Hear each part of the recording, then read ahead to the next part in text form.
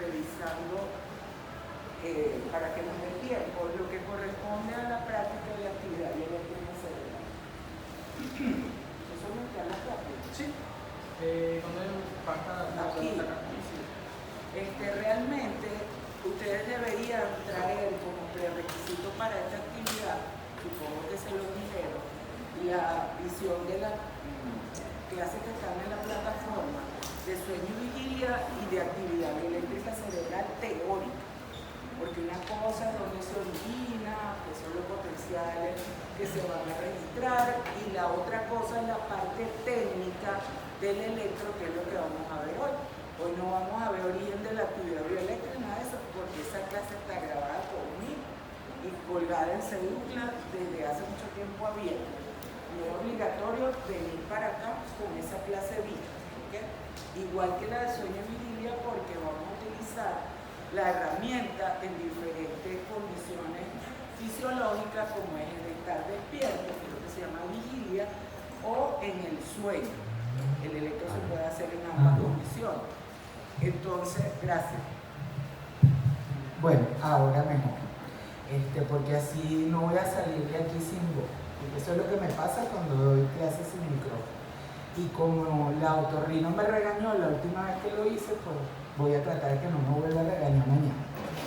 Entonces, vamos a revisar, como les dije, los detalles técnicos de un instrumento que es fundamental para el registro de lo que es la actividad bioeléctrica cerebral, que es el electroencefalograma. El electroencefalograma es un estudio, ustedes deben extrapolar cuando comparan con el electrocardiograma, que es mucho más frecuente escuchar a fulano le hicieron un electrocardiograma que un electroencefalograma. Sin embargo, ambos son estudios electrofisiológicos porque están registrando actividades de células excitadas. Eso lo saben ustedes por biofísica, cuando vieron los tejidos excitables en el primer bloque, y ahora que han visto lo que son los potenciales de acción a nivel de las neuronas, ya en quinto semestre verán la parte cardiovascular en detalle, pero en este momento nos interesa entonces circunscribirnos a lo que es el electroencefalograma. Como que no será el cuerpo. Sí, sí.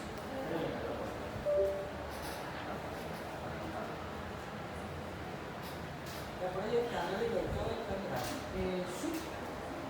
Porque si no te lo lees, o sea, pues tú estás pasando ahí con tu mano lo que Ahora sí. ¿Ahí? No. De hecho suena como que un error, ¿verdad? Si lo hago atrás.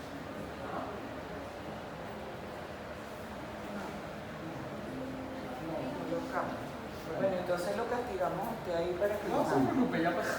Bueno, pasemos a la siguiente. Como les decía, la práctica tiene 3 objetivos, de los cuales solo vamos a cumplir los 2 primeros.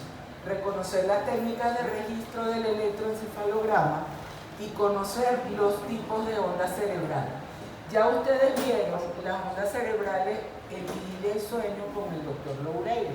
Por eso les decía, estas clases ya las deberían haber revisado previamente, porque las características propias de las ondas, él se las da dependiendo si está el paciente despierto o dormido, pero aquí vamos a ver es cómo queda eso impreso en el registro, en el gráfico, porque eso es un elemento de análisis visual. Así como el electrocardiograma usted le entrega un papel flaquito, chiquitico, y el cardiólogo se lo va pasando entre sus dedos para observarlo. El electroencefalograma, antiguamente, lo que se llamaban los electrodos analógicos, era un estudio más o menos, yo traje una muestra porque realmente esto es historia de la medicina, ya esto no se encuentra activo. Los electroencefalógrafos analógicos desaparecieron del mercado más o menos alrededor del año 2005 y fueron sustituidos por una tecnología digital, igual como los teléfonos.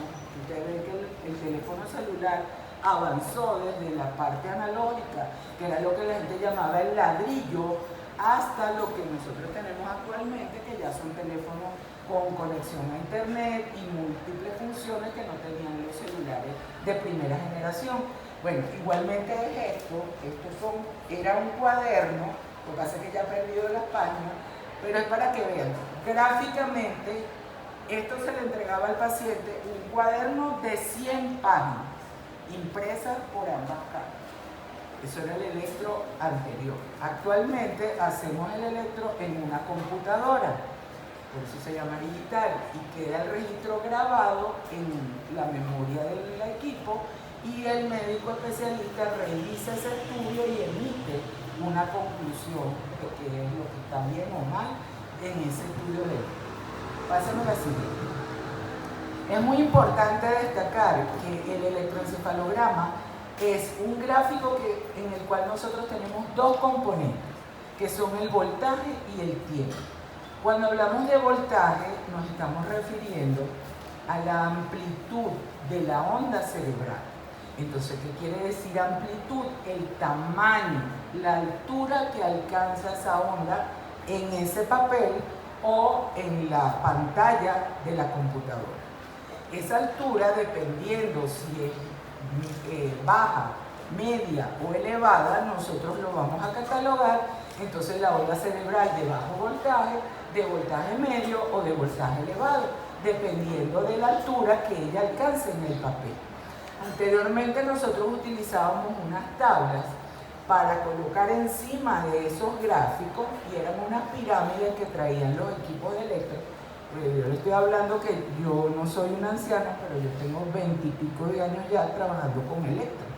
Los 4 años de formación más los 21 años que tengo graduada en neuropediatría. Entonces, anteriormente cuando yo empecé a estudiar el primer año de posgrado, el electro que se usaba en el hospital era de este tipo, analógico, pasa.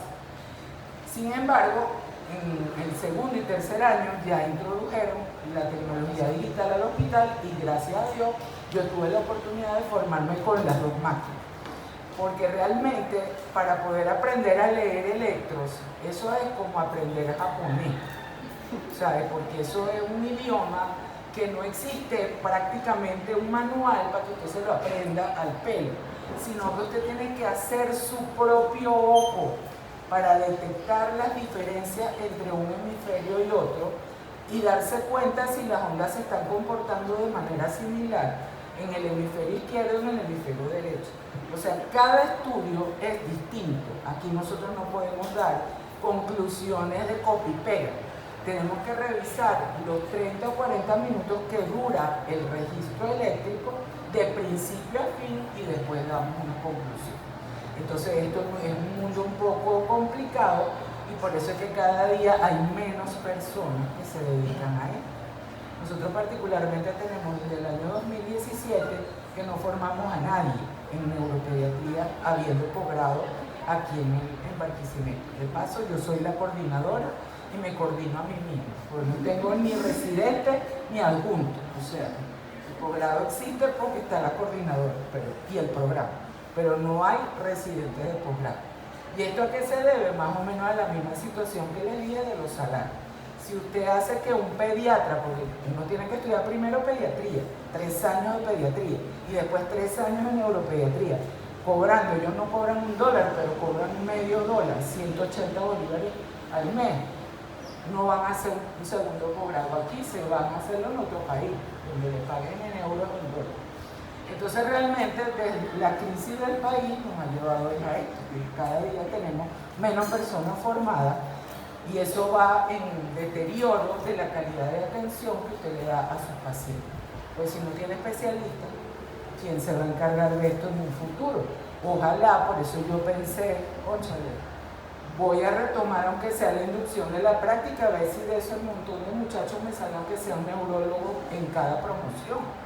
Porque de verdad que como no saben ni lo que es, ¿cómo se van a enamorar de una cosa que no conocen? Bueno, que ahorita hay los enamoramientos virtuales, ¿verdad? Pero eso lleva filtro y lleva cosas que después cuando lo ven, ay Dios, no tiene dientes, ¿verdad? Pero realmente, en este caso de la medicina, nosotros para poder hacer que a un estudiante le guste una cosa, tenemos que enseñárselo, porque si no, ¿cómo va a saber si le gusta o no? ¿Okay?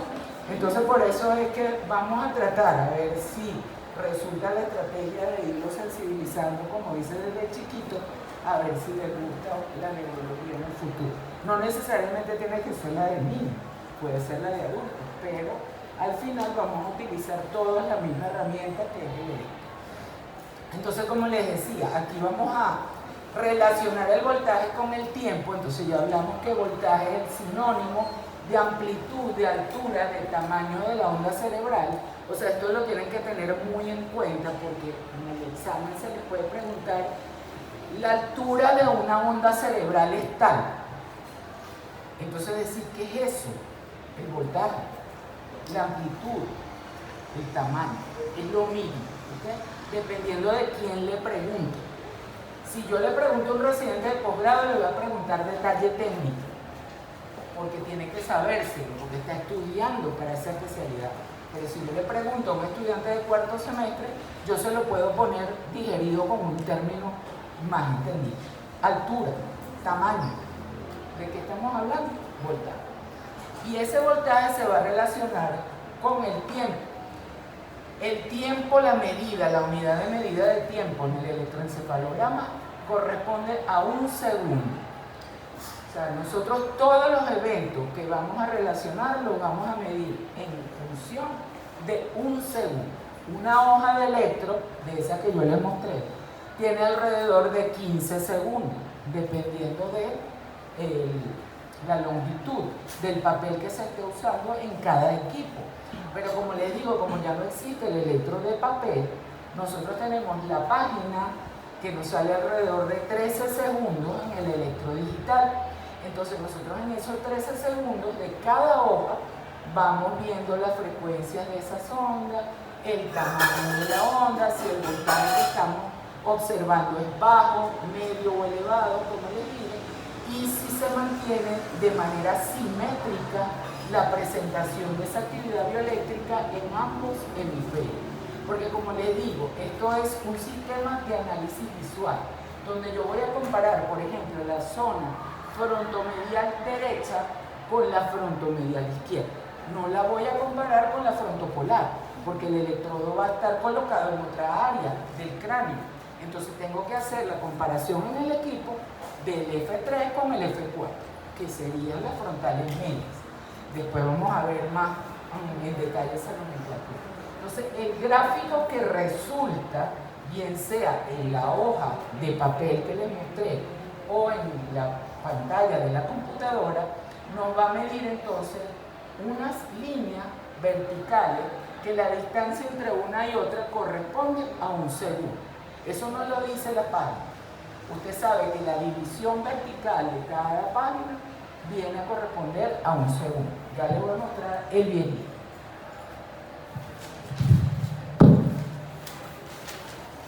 Aquí se ve un poco mal porque el papel está viejo, pero les voy a mostrar esta, que aunque no tiene registro, miren las líneas que están en anaranjado. La distancia entre una y otra línea de esa es un segundo. Entonces nosotros vamos viendo cómo se presenta la actividad en cada uno de esos segundos.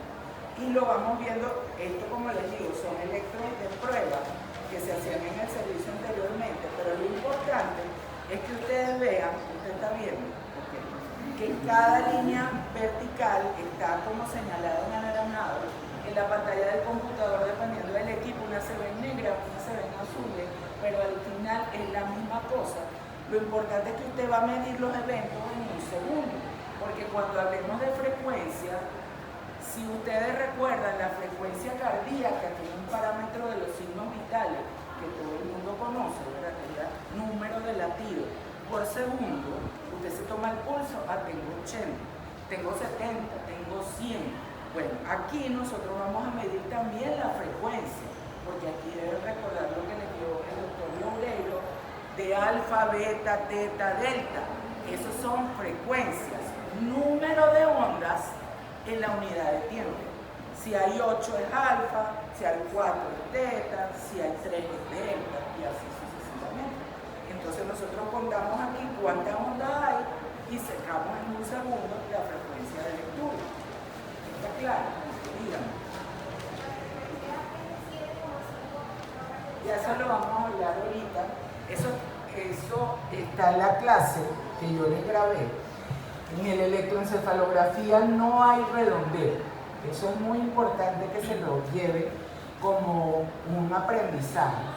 Porque la onda menor de 8 en estos registros viejos analógicos, lo menos que se podía medir era 0,5 Hz de diferencia.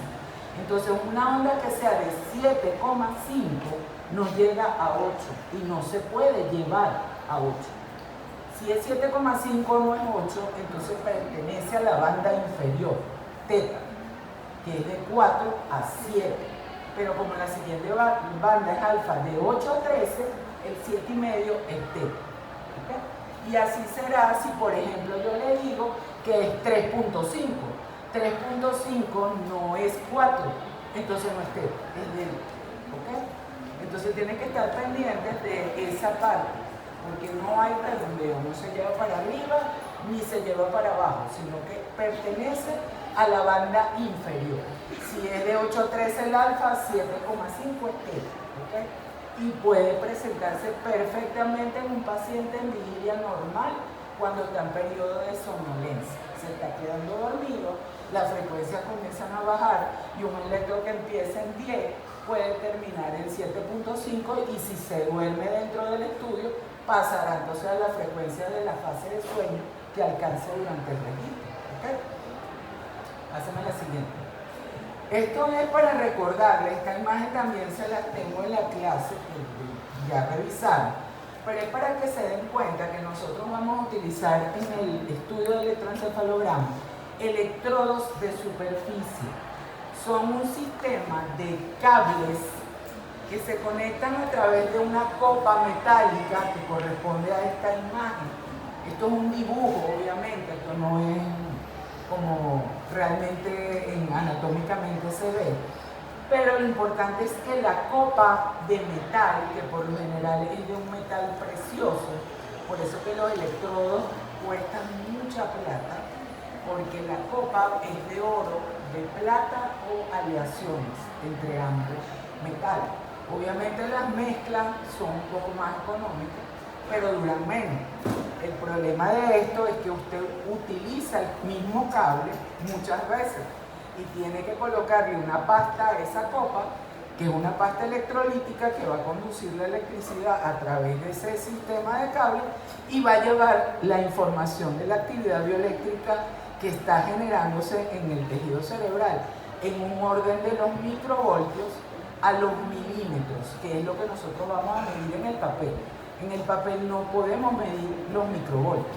Entonces tenemos con formas, que ya las vamos a ver más adelante, de convertir esos microvoltios en milímetros y saber entonces a cuánto corresponde el voltaje que está generando esa onda cerebral en ese momento. ¿Okay?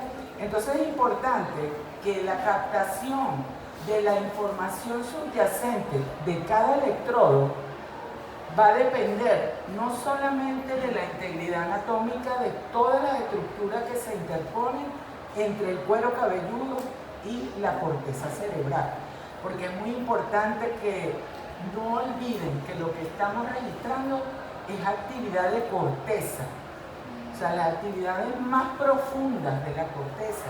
Un electroencefalograma convencional de superficie no las puede registrar. Y eso es por la profundidad a la que se encuentran esas neuronas, que es imposible que el sistema pueda captar y amplificarla de tal manera que nosotros la podamos ver. Entonces, si yo quiero estudiar zonas más profundas del cerebro, ya veremos al final de la clase qué técnicas se pueden utilizar para hacerlo. No es que no se haga, pero el electro no es el que te va a dar esa información. ¿Okay? Entonces es importante ver que tenemos el cuero cabelludo que correspondería a esta línea negra, ¿verdad? Superficial.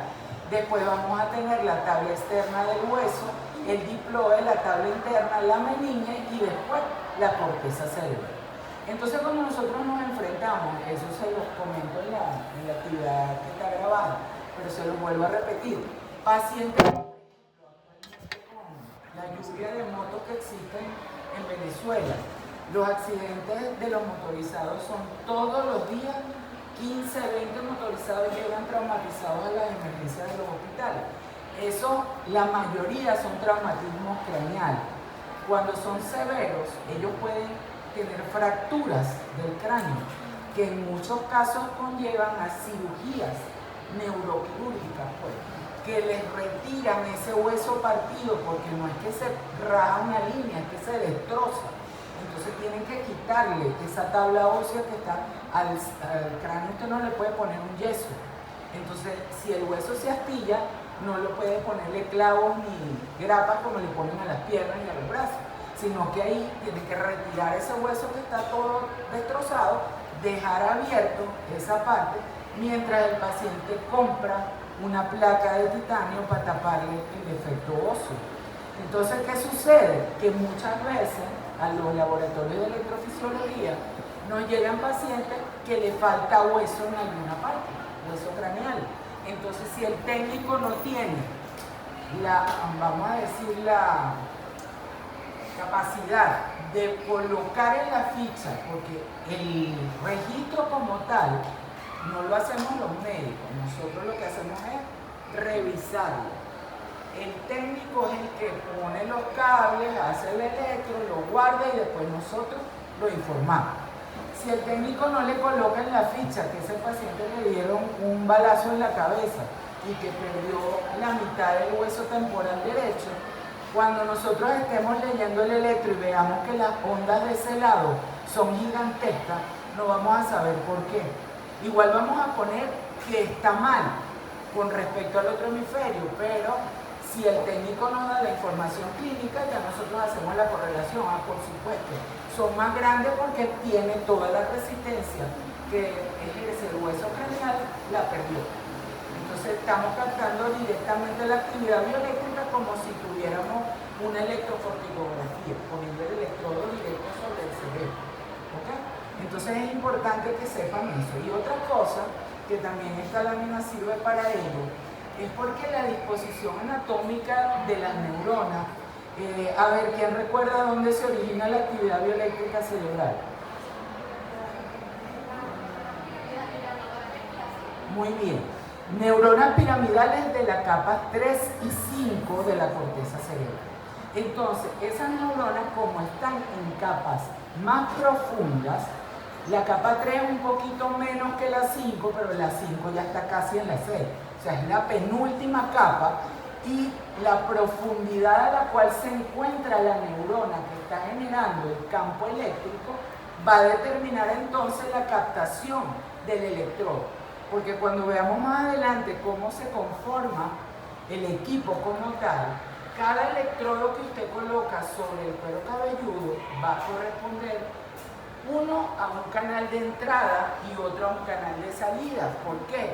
Porque estamos colocando una copa metálica que es la que nos va a sacar la información y la va a llevar al equipo de electroencefalografía, que la va a transformar en una onda visible al ojo humano, con un sistema interno que cada equipo trae para amplificar esa actividad en alrededor de 1.000.000 de veces mayor a lo que se está generando abajo. Imagínense ustedes la cantidad de veces que se amplifica la onda para que nosotros la podamos ver.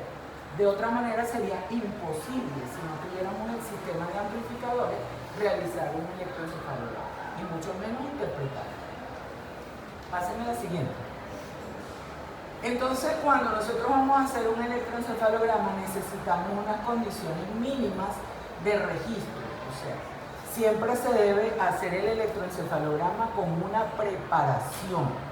O sea, se le dan al paciente las instrucciones el día antes o varios días antes del estudio, dependiendo de si es un niño o es un adulto. ¿Por qué? Porque los niños menores de 5 años obligatoriamente tenemos que hacerlos en sueño, porque no se dejan colocar 21 electrodos en el cuero cabelludo sin llorar. Entonces, si usted hace un electro en un niño que está inquieto, irritable, llorando, porque cada vez que le ponen un electrodo llora o grita o se sacude, se suda, nos va a salir mal el registro. Entonces, por eso la norma es que los menores de 5 despierten a este chamo que está pasando un electro en sueño. Si tiene mucho sueño, vayas. Porque de verdad, yo me paré también muy temprano, pero dormir en clase es un irrespeto para mí y para ustedes que están asistiendo. Si tiene mucho sueño, vaya a la vez en la cara, tómese un café o no así, es mejor. Porque a mí particularmente me distraen mucho cuando los veo dormir. ¿Por qué? Porque eso me indica a mí que no están nada interesados en lo que yo estoy haciendo. Y ya les digo las condiciones en que lo estoy haciendo. O sea, lo hago por vocación, no por sueldo. Entonces, si yo tengo vocación para venir a la clase, usted tiene que tener la vocación para recibir la clase. Porque si no, es un absurdo lo que estamos haciendo. ¿Okay? Y eso va para todos. Por ahí he visto otros cabeceando. Lo que pasa es que no se han dormido en fase 3 como él. Ok, entonces, ¿qué es lo primero que hay que hacer? Cuero cabelludo limpio.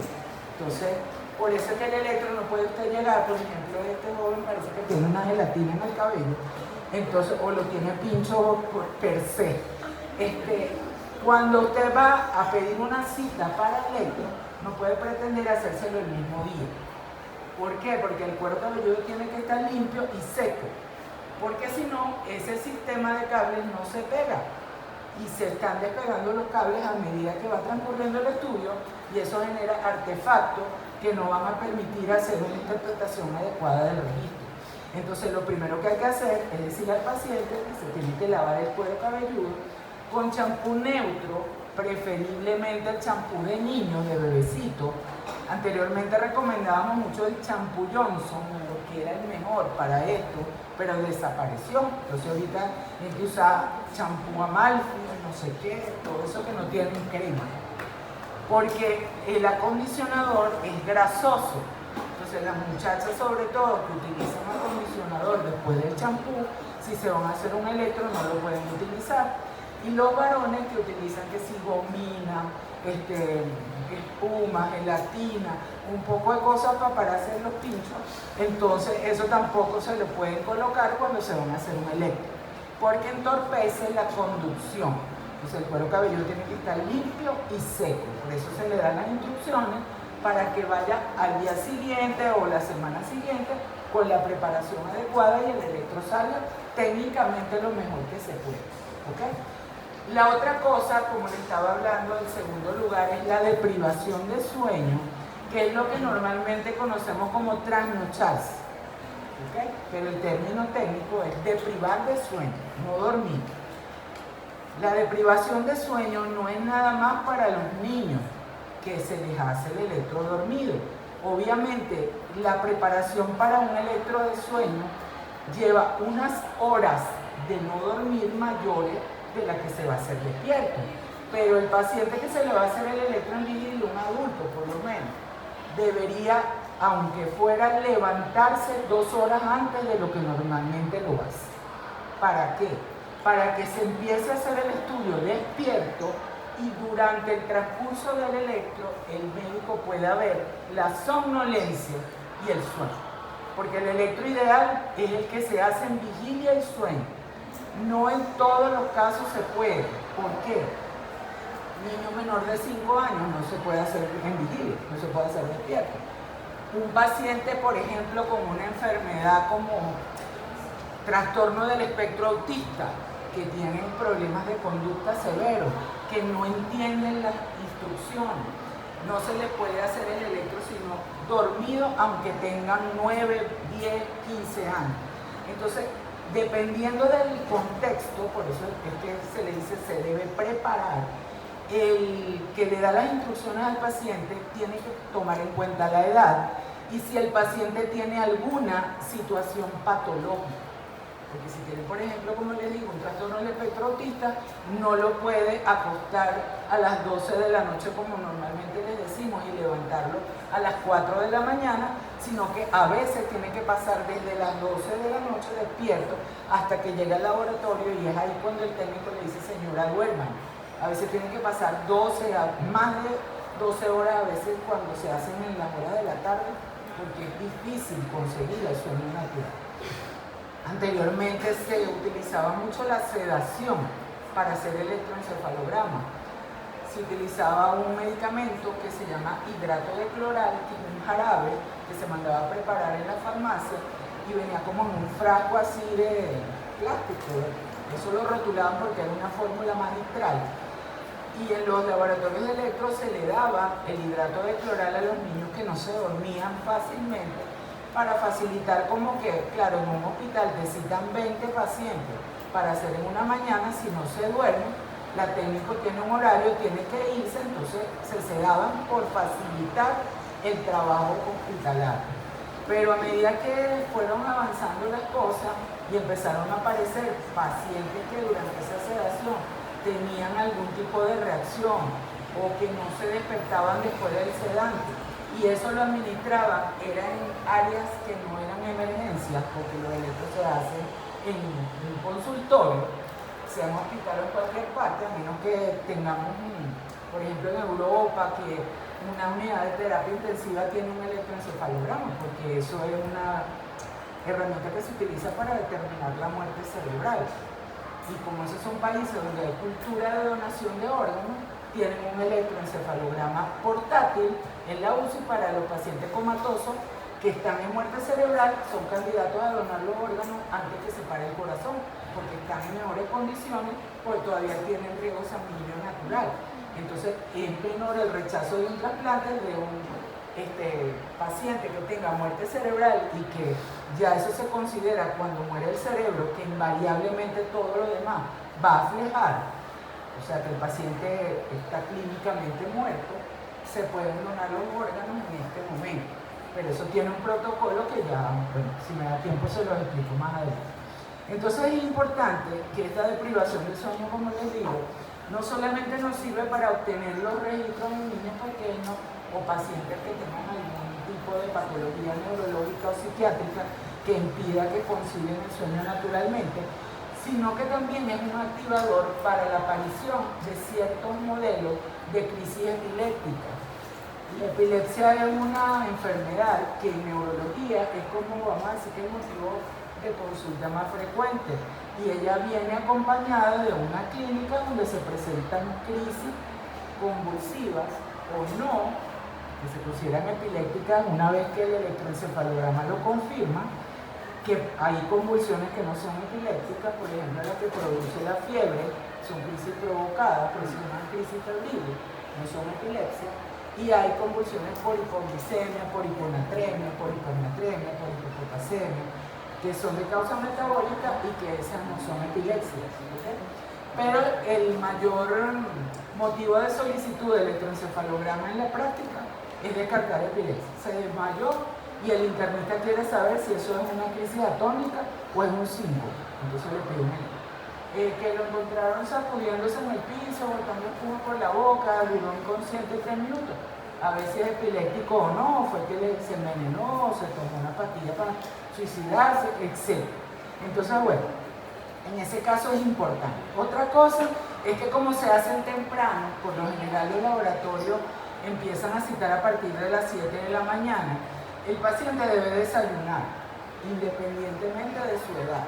Porque hay unos estímulos que ya veremos posteriormente que pueden desencadenar hipoglicemia, hipotensión si el paciente no ha comido. Entonces debe estar desayunado y si se hace en horas de la tarde debe estar almorzado. ¿Okay? Debe mantener su medicación lo que le hayan indicado. Si fue acá al internista y el internista le encontró la tensión alta, le mandó un antihipertensivo, se lo sigue tomando. Si fue al psiquiatra y le mandó un ansiolítico porque no estaba durmiendo bien, se lo sigue tomando. Y si fue a un neurólogo y le indicó un anticonvulsivo porque está convulsionando, no se lo puede dejar de tomar. ¿Okay? La medicación se mantiene sin alteración. Lo que sí se debe evitar son las bebidas estimulantes del sistema nervioso central, como el café, el té, el chocolate. O sea, no puede tomar todo, el malta, esas bebidas que tienen chocolate, la malta, y mucho menos refrescos negros como la Pepsi Cola y la Coca-Cola. Que no me oigan los que venden esos refrescos. Pero realmente todos estos contienen componentes que estimulan el sistema nervioso central. Las bebidas energizantes tampoco, ni Red Bull, ni Monstruo, ni como se llama. Nada de eso, porque eso también contiene cafeína en altas dosis. Eso a veces equivale como a tomarse más de 5 tazas de café. Entonces imagínense ustedes, se ponen eléctricos, creen que con eso van a comerse el examen y resulta que cuando llegan se les olvidó todo. Entonces eso no está recomendado para nada cuando uno va a presentar un examen. Así que eso es un consejo que les doy. No tome Red Bull, no tome Monstruo, es mejor que se acueste a las 10 de la noche y si lo que se aprendió, se lo fija durante el sueño. Si no estudió suficiente. Porque el monstruo lo que le va a hacer es que se le olvide el resto. ¿Okay? Dígame, bachiller. Hable más porque hay mucha bulla.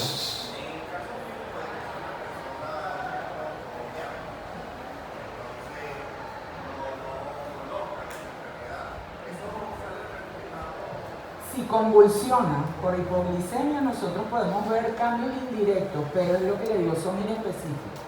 Porque lo que nos da especificidad son los grafoelementos epileptiformes y algunos focos lentos que nos pueden topografiar, si se quiere, que hay una disfunción bioeléctrica en un área específica. Por ejemplo, centroparietal izquierda, las ondas son en rango delta y usted compara con centroparietal derecha y son alfa. Ese foco lento me indica sufrimiento encefálico en esa área, pero yo sin hacer una neuroimagen, o sea, una tomografía o una resonancia cerebral, yo no puedo saber si eso es un tumor, es un aneurisma o es un IBC. Sé que está una disfunción eléctrica y así yo la reporto. El que está viendo al paciente clínicamente está en la obligación de complementar el estudio eléctrico con una imagen. Igual es la diabetes. Si me sale, por ejemplo, un paciente que convulsionó por un desbalance de la glicemia, bien sea hiper o hipo, porque ambas te pueden dar convulsiones, te puede salir un electro lento difuso no específico, que es el estado posictal. Lo que nosotros no podemos determinar con el electro es cuál es la causa de la convulsión. Pero ya el internista, si tú le dices, bueno, está con cambios sugerentes de un periodo posictal o convulsivo, quiere decir posictal, entonces el internista ya dirá, bueno, entonces tengo que buscar la causa de una convulsión en esta persona. Y ahí aparecerá entonces la hiperglicemia. ¿Okay? O sea, puede ser el debut de una diabetes descompensada, una crisis convulsiva por hipo o por hiperglicemia, dependiendo de si está o no en cetoacidosis diabética. ¿Okay? Ajá. La otra cosa importante es el reposo, porque los ritmos fisiológicos de la vigilia, ya lo saben por las clases de vigilia y sueño, por lo que yo también les di en la teoría de actividad bioeléctrica en SEDUCLA, el reposo es fundamental para que se construya el ritmo alfa propio de la vigilia. El paciente no puede estar alerta, no puede, es como nosotros decíamos antes, mantener la mente en blanco. O sea, el paciente no puede estar pensando que al salir de ahí lo está esperando un abogado porque lo citaron para embargarle la casa. Porque todo eso que tiene en la mente no lo va a dejar que el ritmo alfa se establezca de manera adecuada. Entonces, no podemos tener al paciente en condiciones de estrés, o sea emocional o físico. Eso estamos hablando ideal. Porque si usted tiene un paciente hospitalizado que tiene una clínica poco florida, por decirlo de alguna manera, y que usted no está seguro si que lo que le presenta son crisis epilépticas o no, eso se da mucho en los adultos, en los adolescentes, con los cuadros sincopales, que de repente usted está aquí y como hace mucho calor, de repente cae uno desmayado, ¿verdad? Porque las condiciones ambientales son adversas. Entonces, ese que se desmaya, si nunca se ha desmayado, uno lo primero que piensa, es por el calor, que le bajó la tensión y tal, qué sé yo.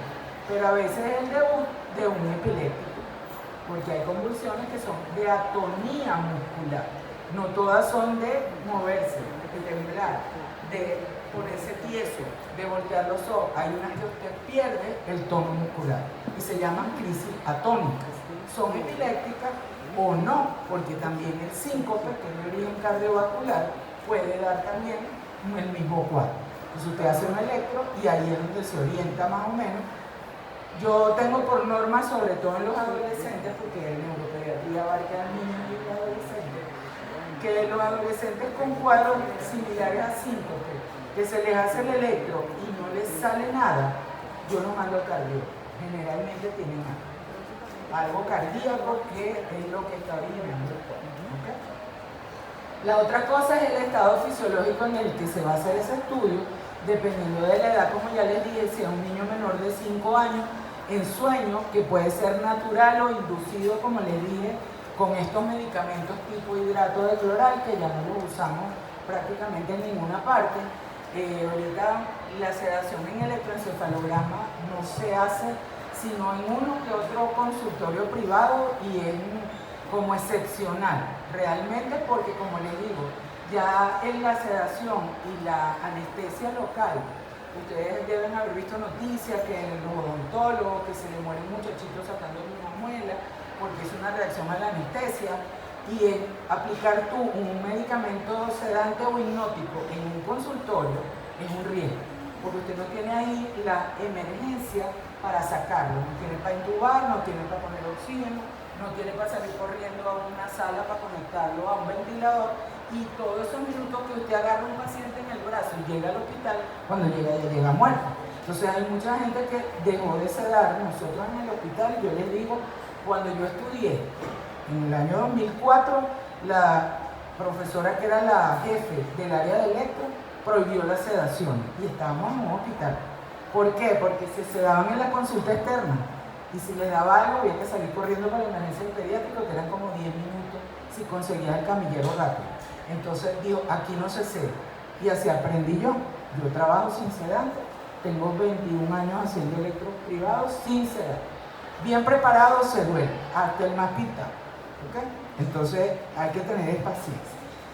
La vigilia es el estado en que se hace la mayoría de los adultos, sobre todo los adultos que son sanos. Pero si es un adulto enfermo que tiene un accidente cerebrovascular o ha tenido un traumatismo craneoencefálico o está siendo estudiado por alguna patología psiquiátrica, a veces, como les digo, lo ideal es vivir el sueño. Entonces se le dice, acuéstese a las 12 de la noche, levántese a las 5 de la mañana y se viene. A él no lo vamos a poner a dormir antes de que se haga el estudio. Al niño menor de 5 la mamá lo mete dormido en sus brazos al laboratorio. ¿Por qué? Porque le van a pegar 21 electrodos en la cabeza y despierto no se va a dejar. Entonces se lo colocan estando dormido. El paciente que le estoy hablando, que usted lo manda a trasnochar, pero no como el niño, sino menos, entra despierto, le colocan sus cables, se empieza la primera porción del electro en vigilia, después se registra la somnolencia y después el sueño. Esa es la idea en los dos estadios. Pásenme la siguiente, por favor. Ajá, entonces como nos... dígame. Si tenemos el ejemplo de los pacientes que son inducidos para hacer el examen, o sea, la utilización de ese medicamento va a alterar la función eléctrica de la neurona. Exactamente. Por eso es que también nosotros no sedamos, porque los medicamentos, como ya veremos más adelante, sobre todo si son de ese tipo, hipnóticos o sedantes, tienen un efecto de incremento de la actividad beta sobre el electroencefalograma. Entonces ustedes saben, por fisiología, que la actividad beta es normal en las regiones frontales del cerebro. Pero si yo le doy, por ejemplo, un Valium, un diazepam, al paciente antes del electro, esa actividad beta se me va a meter en todas las áreas. Entonces yo no voy a poder tener la factibilidad de evaluar qué es lo que subyace por debajo de ese exceso de actividad beta. Entonces, como altera la actividad normal, lo que nosotros, lo ideal hacemos es sueño natural. ¿Okay? Inducido solamente en casos excepcionales y generalmente son pacientes que están graves, que vienen de la UCI, intubados, que están recibiendo barbitúrico o alguna cosa por su condición propia particular. Pero esos son casos excepcionales actualmente. O sea, por lo menos en Venezuela, como estamos tan mal desde el punto de vista de salud, nosotros para minimizar, vamos a decir, los riesgos no se dan. Por lo menos yo trabajo aquí en Fundación IGEA frente al ARCA y ahí hacemos electros de adultos y niños y no se dan nada. Y ya los pacientes lo saben. Ay, no lo va a sedar, no. Si quiere sedación, tiene que buscar otro sitio, porque ahí no se da. ¿Okay? Bueno, entonces, para colocar los electrodos existe una técnica internacional que se llama Sistema Internacional 1020 de colocación de electrodos, donde vamos a utilizar dos puntos claves de referencia craneal. Ustedes deben recordar de biocópica de macro, el nación y el linio.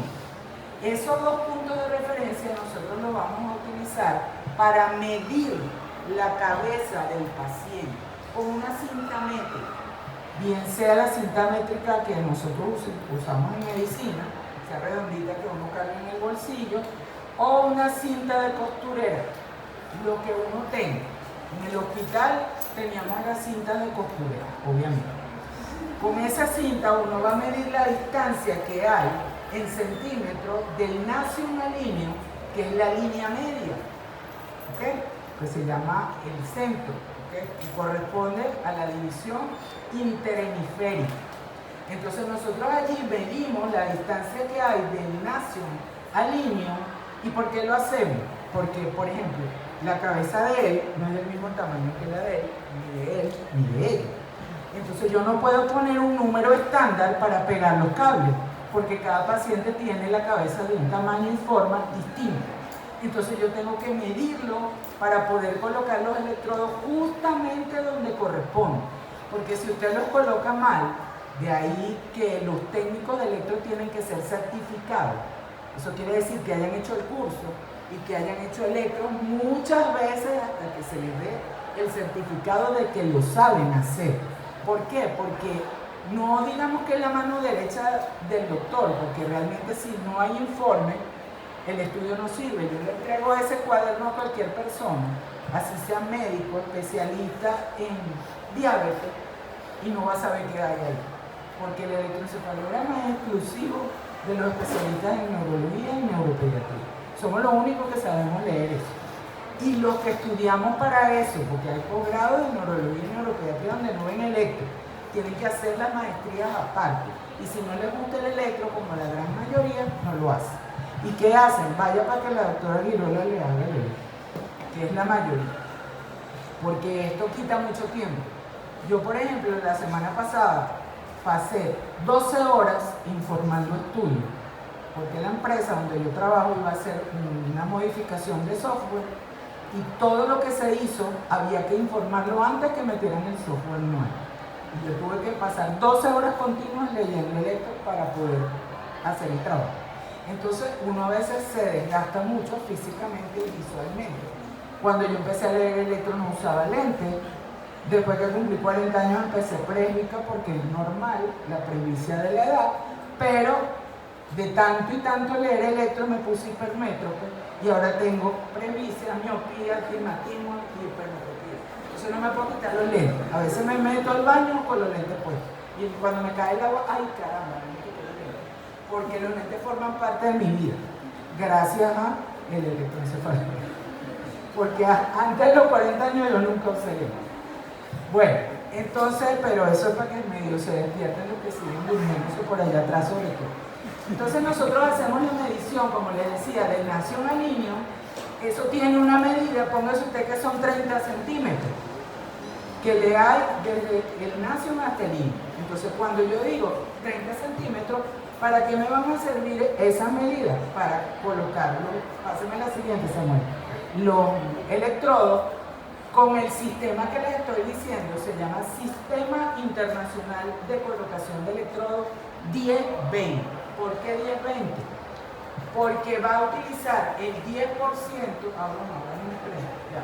el 10% de ese valor que le dio 30. ¿Cuánto es el 10% de 30? Entonces, 3 centímetros desde el nacio hasta aquí, ahí va a pegar el primer electrón. Que si la cabeza del nación al niño mide 40, no van a ser 3 centímetros, van a ser 4. Entonces ahí vas a pegar el primer electrodo que corresponde al FPZ, que ya veremos después en el mapa cómo quedan esos electrodos pegados. Y después de allí ya no va a ser el 10%, sino el 20% de ese valor 30 o 40 que medimos inicialmente. Entonces, el primero y el último electrodo, o sea, FPZ, que sería aquí, y el último que se pega en la zona occipital, serían con 10% de ese valor que se midió. Y el resto, 20%. Por eso se llama 10. Y eso es internacional. ¿Y por qué se hace así? Dirán ustedes, qué fastidio. Porque hay que hacerlo de esa manera. Porque el electroencefalograma es un gráfico que tiene una técnica universal, aceptada mundialmente por la Federación Mundial de Electroencefalografía. Y todos los laboratorios del mundo tienen que utilizar la misma técnica, la misma nomenclatura. ¿Por qué? Porque ese gráfico, como les digo, como habla japonés. Entonces usted con ese gráfico, usted puede ir a cualquier parte del mundo, a un neurólogo y le sirve. No le van a decir, es que yo no hablo español. No importa que tú no hables español, si tú sabes leer electro y te dan el gráfico, tú lo puedes identificar sin que sepas el idioma del neurólogo que lo informó. Porque el idioma universal es el gráfico, porque está hecho igualito aquí que en la China, con la misma técnica. Y es 10-20 de colocación de electrodo. Pase la otra. Entonces, cuando nosotros ya hemos hecho esa medición, fíjense que aquí va avanzando, ¿verdad? Los electrodos que se van poniendo en línea media, y entonces tenemos 10%, 20%, 20%, 20%, 20%, y el último que va aquí, que no está puesto en esta gráfica, es 10%. O sea, las dos puntas, primero y último, 10%. Los demás, 20%. Estos serían los electrodos de la línea media. Y para colocar el resto, por ejemplo, los coronales, utilizamos como parte de referencia anatómica la raíz de la oreja. Usted me dirá, bueno, el paciente no tiene oreja, sí, pero tiene ahí aunque sea el vestigio donde los pacientes que nacen con anotia, que es una malformación congénita, no tienen pabellones auriculares, puede ocurrir. O, como tuve yo una vez cuando estaba de bachiller de quinto año en San Felipe, un señor que se agarró en un bar con otro y le dio un machetazo y le quitó la oreja. Entonces, mocho de una oreja, pero adquirida. Eso puede ocurrir. O sea, podemos tener gente que no tenga oreja de nacimiento que las perdió, por alguna razón. O eso que se hacen túneles, que después se les necrosa el pabellón auricular, que agarran una pseudomona y entonces perdieron la oreja por tonto. Entonces, aquí nosotros vamos a utilizar la raíz de la implantación del pabellón auricular de un lado y vamos a hacer como si fuera un cintillo y pasamos al otro raíz del pabellón contralateral y ahí vamos a hacer lo mismo, 10% el primero y 10% aquí y después los otros 20, 20 y 20 para colocar lo que se llama coronal. Por eso como si fuera una corona, un cintillo como el que ella carga. Eso va desde la raíz de la oreja a la otra. Y lo que viene por aquí, que es lo que nosotros llamamos cintillo posterior, es como ponerse el cintillo pero aquí atrás, eso utilizan el ángulo externo del ojo de ahora. Llegas hasta ahí, mides la distancia y vas sacando tu 10 y 20. Sí. Entonces, una vez que ya tenemos todo ese sistema, obviamente esto no lo hacen ustedes, esto es para que sepan cómo se hace. Entonces terminamos con este mapa que nos va a topografiar la totalidad de las zonas que podemos registrar con un electrodo convencional de 20 canales, porque hay electrodos de 32, electrodos de 75, electrodos de 100 canales, pero esos son para las unidades de investigación en epilepsia que utilizan unos gorros que le ponen al paciente con todo ese montón de huequito para poner 100 canales, imagínense 50 electrodos de un lado y 50 del otro. Para eso no se pueden pegar uno así a mano, como pegamos los electros convencionales, sino que vienen unos gorros como de neopreno que se le meten en la cabeza al paciente y ya tienen los pines y lo que hace el técnico es colocar el pin en cada área. Pero eso, como les digo, es investigación de epilepsia que nosotros aquí en Venezuela en este momento no hacemos. Doctor, una pregunta. Si la parte de colocar electrodos, por ejemplo en este caso es muy exacto, con parte de medida, con la parte esa de los gorros no debería variar mucho. No varía, ¿sabes por qué? Porque los gorros vienen dependiendo del tamaño del perímetro cefálico.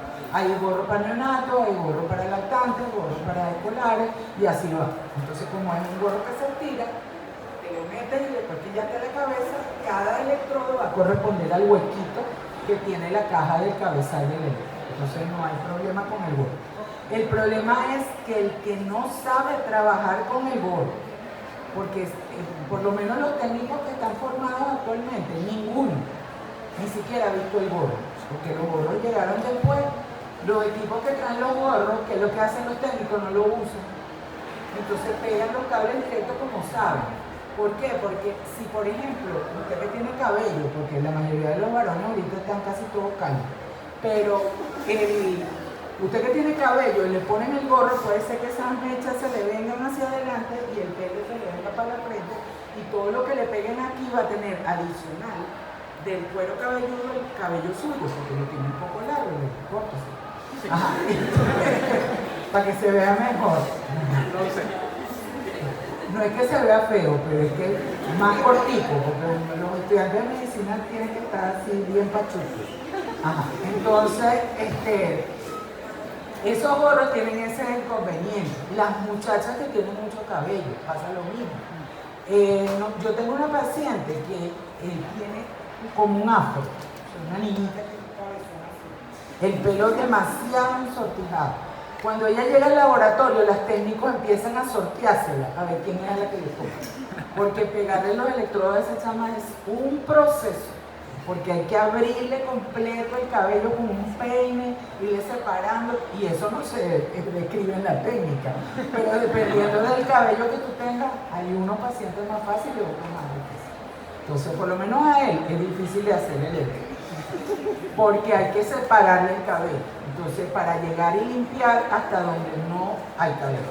Entonces, dependiendo de cada cabello, pues hay una técnica especial. Yo por eso le digo, a veces cuando hay dos técnicos, se pueden sortear pacientes dependiendo de la práctica que tengan. Ah, no, yo los hago en afro. Bueno, venga pues. Pero si hay un solo técnico, se fregó, porque tiene que ver cómo lo hace. Dígame. Pero hay una técnica muy fácil, a 0-0. Ah, bueno. Lo que pasa es que nosotros no hacemos eso. Nunca le mandamos a que se apegue. Eso lo decide el paciente si considera que porque está apurado o algo le conviene pasársela a cero, los caballeros sobre todo. Porque la hembra, bueno, aunque hay unas por ahí que les gusta raparse también por gusto, pero las que uno ve sin cabello o es porque tienen alopecia como enfermedad o porque tienen cáncer y no tienen cabello. Ya es otra circunstancia. Obviamente un paciente sin cabello es mucho más fácil de hacer el electro y más rápido, porque quitar y poner los electrodos es como cantando, pum, pum, pum, y adiós. Pero bueno, eso no es todo el tiempo. Entonces, como les decía, ustedes ven cómo está todo aquí colocado y qué es lo importante, que si ustedes se fijan, todo va simétrico, FP1, FP2, F7, F8, F3, F4. ¿Qué quiere decir eso? Que todo lo que es número impar corresponde al hemisferio izquierdo y lo que es par al hemisferio derecho. Entonces, F4, ¿de qué lado es? Derecho. F3, ¿de qué lado? Izquierdo. F3.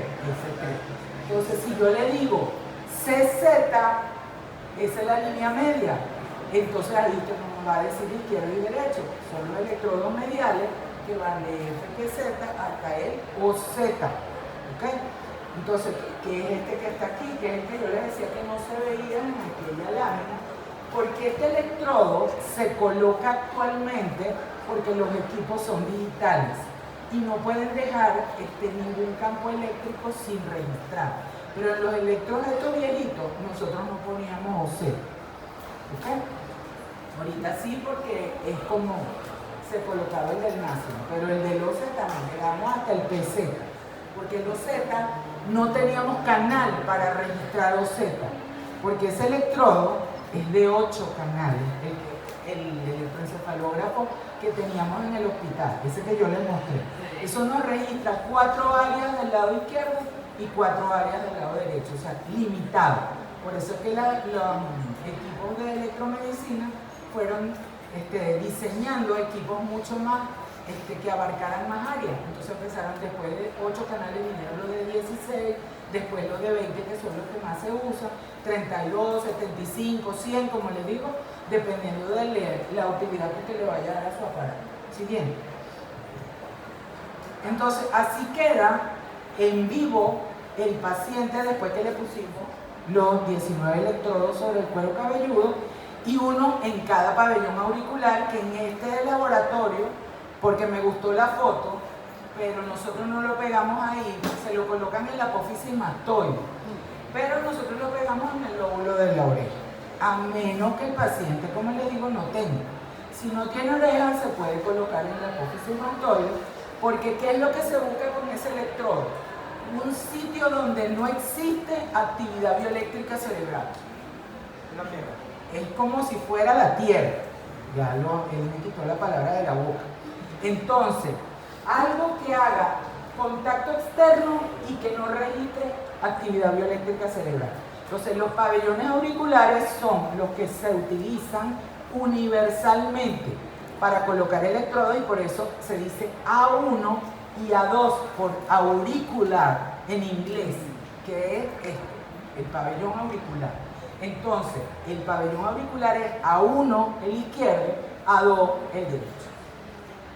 Es un electrodo que se coloca allí, pero convencionalmente hay laboratorios que usan la apófisis mastoide retroauricular, esa prominencia ósea que si se les olvidó de cabeza ósea, usted se toca detrás de la oreja, eso ahí no tiene corteza cerebral. Entonces lo puede colocar ahí.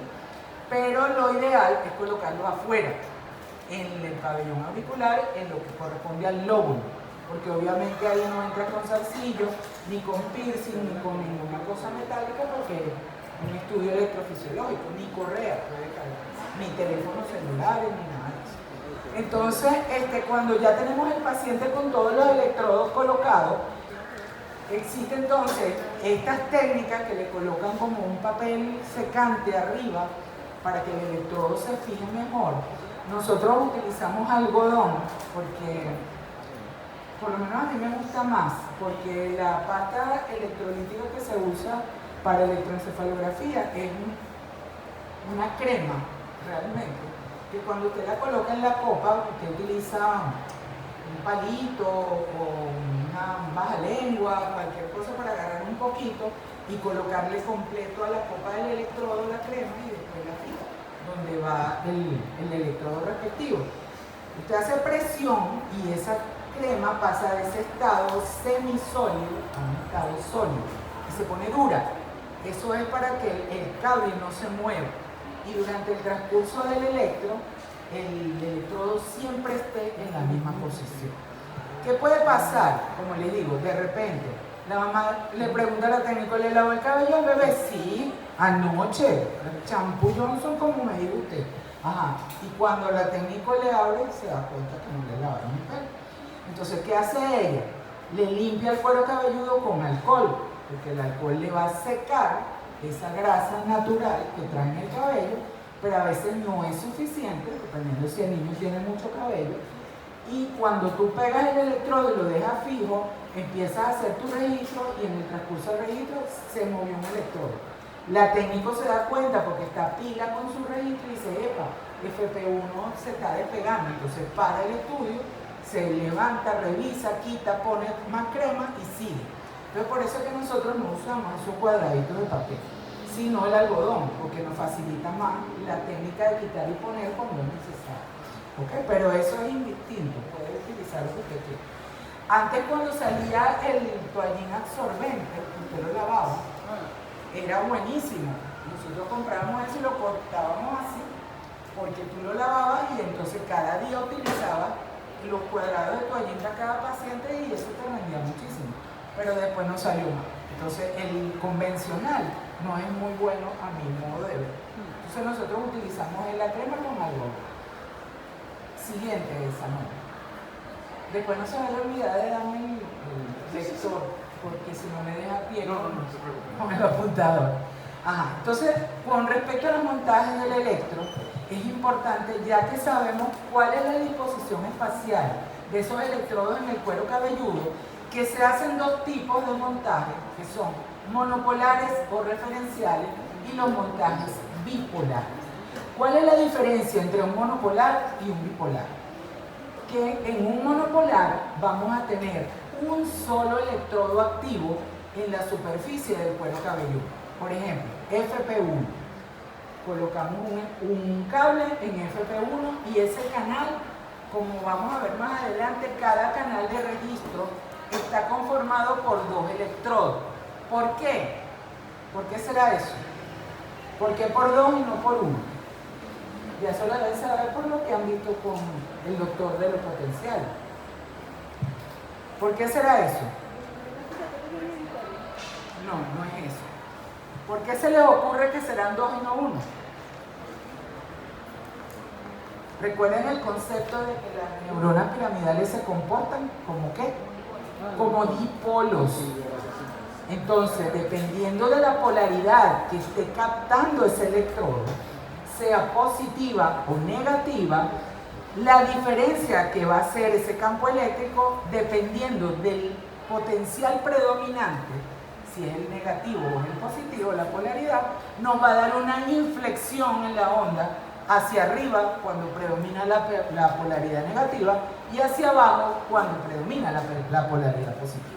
Entonces tienen que recordar esa propiedad intrínseca de la neurona piramidal de comportarse como un dipolo eléctrico. ¿Por qué? Porque si no fuera así, no se genera un campo eléctrico, eso es física. Deben recordarlo de biofísica. Los campos eléctricos en las células excitables son fundamentales para este tipo de estudios. Aquí estamos hablando de electroencefalograma, pero cuando vean en quinto, si pasan a quinto, oficio 2, la electrocardiografía, las células cardíacas también son excitables y también tienen potenciales de acción eléctrica. Entonces aquí tenemos otra expresión de otro estudio y por eso es que se llama electroencefalograma, porque mide la actividad bioeléctrica del cerebro. ¿Ok? Ajá. Entonces cuando hablamos de monopolar, decíamos un electrodo activo. ¿Por qué activo? Porque está midiendo actividad bioeléctrica cerebral. Ya les dije, FP1, frontopolar, izquierda. Y el otro electrodo es el que está en la tierra de la oreja. O sea, el canal está conformado por FP1 y la oreja izquierda. El segundo lado, que es el derecho, será FP2 con la oreja derecha. Y así sucesivamente todos los canales de registro irán F3A1, F7A1, P3A1 y O1A1. O sea, haciendo todas las áreas del cerebro referidas, por eso que se dice monopolar o referencial. Uno activo en el cuero cabelludo y el otro referido a la oreja, donde no hay actividad bioeléctrica cerebral. Entonces, ¿para qué nos sirve el montaje monopolar? Como la distancia que hay entre un electrodo y otro es mayor que en el bipolar, porque en el bipolar ambos electrodos están sobre el cuero cabelludo. El montaje bipolar no tiene oreja. Es como si el paciente fuera mocho de oreja electroencefalográficamente hablando. No se utiliza la referencia de la oreja, sino que los dos electrodos están sobre el cuero cabelludo. F3 y C3 conforman el canal. Pero ya vamos a ver las diferencias técnicas. Entonces, el monopolar es referido al pabellón auricular. Izquierdo o derecho, según sea el lado que usted está constituyendo su problema. ¿Ok? Páseme a la siguiente. Entonces, cuando nosotros tenemos esto, esta cabeza es la disposición espacial que vimos en el dibujo, como la tienen los cabezales del electroencefalógrafo. ¿Okay? Ellos tienen esa cabecita dibujada de esa manera, más bonita o más fea, dependiendo de mientras más caro sea el equipo, pues más bonita la cabeza. Entonces, los equipos chinos tienen unas cabecitas muy feas, pero los que son europeos, gringos, canadienses, no, es espectacular. Entonces, pero lo importante es que esa cabeza, ¿qué es lo que le indica al técnico? Que si yo estoy colocando la copa en FP1, voy a buscar esta cabeza en el cabello. Ay, disculpe. Ahora sí funcionó. Le dio la locura. Ahora sí funcionó. Se activó solo, qué bueno. Ya vamos para atrás. Mejor, Samuel, descanse. Gracias. Ajá, entonces, esta cabeza, no sé qué le pasó, se le está arrugado. ¿Se arregló? Ajá. Cuando usted tiene FP1, ya usted sabe que va el electrodo que puso aquí, en el cabezal usted va a buscar el hueco de FP1 y mete el pin para que esté seguro de que va a registrar FP1 en el cabezal FP1. ¿Por qué? Si tiene un técnico que es distraído o que no le importa lo que está haciendo y agarra y el FP1 me lo mete en el O1, la actividad bioeléctrica que va a registrar va a ser un desastre. No se va a saber qué es lo que es. Entonces es lo que uno dice, un arroz con mango, un revoltillo que no sabe si es dulce o salado. En ese caso, igualito sería si el técnico se equivoca. Entonces, para evitar las equivocaciones, el cabezal tiene en la cabeza, valga la redundancia. Y usted se va del FP1 en piel, de cuero cabelludo, a el FP1 en el hueco del cabezal del electrodo. Ahora, cuando ya usted tiene un técnico muy experimentado, por ejemplo, la técnico que trabaja conmigo en la fundación, ella tiene 22 años trabajando conmigo. Esa muchacha no saca el pin, porque ya ella lo hace automático, porque eso es como uno hace ya montar bicicleta. Yo puedo tener 10 años que no me monto en una bicicleta, pero me monto y salgo, no me caigo, porque ya eso hizo una memoria de largo plazo, ya hizo modificaciones sinápticas, ya hizo cambios genéticos conformacionales en esa sinapsis y dejó eso para perdurar en el tiempo. Cuando necesito el aprendizaje lo utilizo. Tengo 3 años que no manejo porque no tengo carro, me prestan un carro y yo manejo. Eso es una cosa que no se olvida. Bueno, esta técnica que yo tengo trabaja así, ya ella no saca el pin, porque ella automáticamente sabe dónde va cada uno. Pero no es el común, ¿ok? Esa es excepcional, por eso trabajo con ella. Porque de que sea bueno el técnico depende que sea bueno el registro para que yo lo pueda leer. Entonces, si el técnico me falla en algo, yo tengo que decirse. Y yo a veces, ella me dice, doctora, ¿usted es bruja? Yo le digo, no. Lo que pasa es que yo estoy viendo un registro y le veo a un canal una interferencia y le digo, revisa el electrodo tal que debe estar o despegado o suelto. Y cuando ella ve, doctora, se está rompiendo. O sea, ya yo lo sé por lo que estoy viendo. Entonces no es que yo sea bruja, sino que también el ojo le da a uno la experiencia para saber eso. Y si el técnico no es bueno, no se da cuenta. Entonces esas cosas son importantes. Si el registro ya quedó así, porque el técnico se quedó dormido o estaba chateando mientras hacía el electro mirando TikTok, entonces entre uno y otro se le olvidó y cuando apagó no se dio cuenta que el FP1 estaba caído. Entonces, ¿qué hago yo? La llamo al día siguiente y le digo, mire, llame al paciente tal y le vuelve a hacer el estudio gratis, no lo va a cobrar. ¿Por qué no lo va a cobrar? Porque lo hiciste mal, técnicamente. Lo tienes que repetir. Y a eso es lo que uno quiere llegar. Porque eso tiene que estar técnicamente correcto para uno que es el que pone la firma, porque el informe no dice técnico Juan Pérez, no dice doctora Alice Giroli, que la está leyendo. Entonces, si el electro está mal hecho y ese paciente se va a Caracas y ya le dicen, guarda, esa doctora sí es mala, ¿cómo le fue a entregar ese electro con defectos técnicos? Yo no entrego electros así, y las técnicos mías lo saben, por eso dicen, la que trabaja con la doctora Giroli tiene que apretársela, porque yo no dejo pasar electros con artefactos técnicos. Ahora, si el paciente tiene el cerebro caótico, ya es otra cosa. Vamos a ver si sigue funcionando. Ahora, se salvó. Sí. Ok, entonces, una vez que nosotros tenemos los montajes, ya seleccionamos si era monopolar o era bipolar, hacemos los programas. Esto era la tercera parte de la práctica que se hacía en el laboratorio y pasábamos 3 horas y con cada grupo se hacían 4 sesiones de práctica, 2 diarias.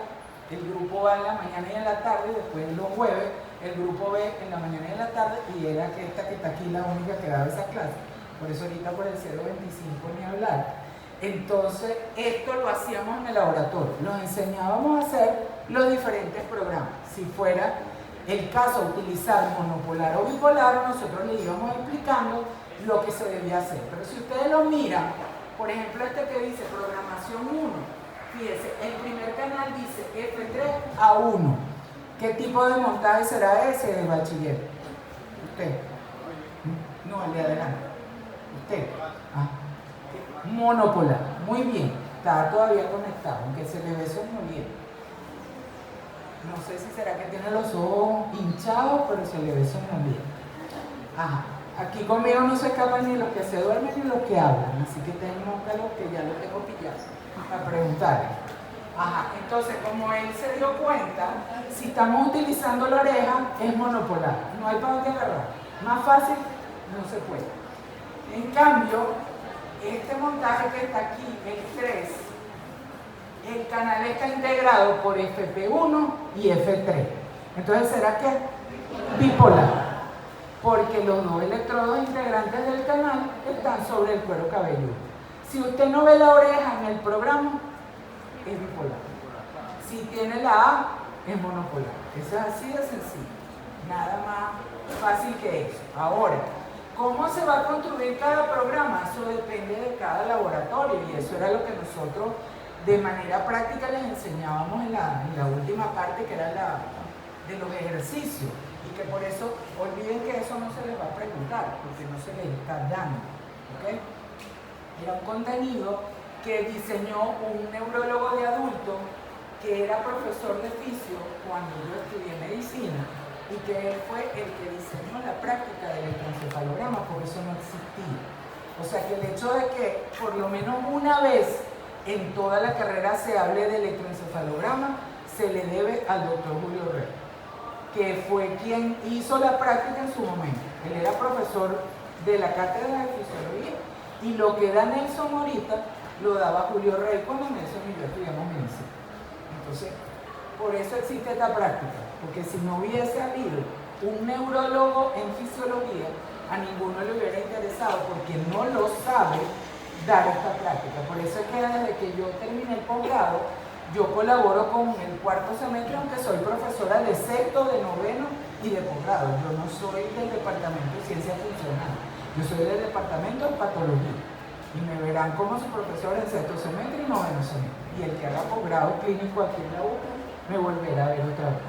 Porque damos genética también en posgrado. Bueno, entonces usted hace estos programas y dependiendo de las zonas cerebrales que usted quiera estudiar, diseña su montaje. Y el técnico entonces, monopolar, que me vea frontal, central, parietal y occipital. Bueno, entonces usted lo busca aquí. ¿Cuál será ese? Este que está aquí, el programa 1. Frontal, central, parietal y occipital. Entonces ahí lo combino con la oreja porque le dije que era monopolar. Pero si le digo las mismas regiones en bipolar, sería este 3. Frontal, central, parietal y occipital. En izquierdo y derecho. ¿Cuál es la diferencia entre un monopolar y un bipolar en cuanto a canal se refiere? Si usted ve aquí, F3 a 1, F4 a 2. No hay ningún electrodo en común. En cambio, en el bipolar, usted dice aquí F1, F3, y con el último electrodo que termina este canal empieza el otro. F3, C3, y después viene C3, P3, y después P3 o 1. ¿Por qué? Porque si yo no hago la interconexión entre los canales con un electrodo común, pierdo el campo.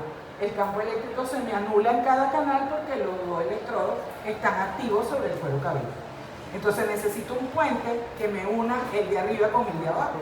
Entonces el electrodo común, en este caso aquí es F3, aquí es el C3 y aquí es el P3. Entonces eso es muy importante cuando tengamos en consideración la diferencia entre mono y bipolar. ¿Y qué pasó en la programación 7 y la 8 que hay? Ajá, esta es con la línea media.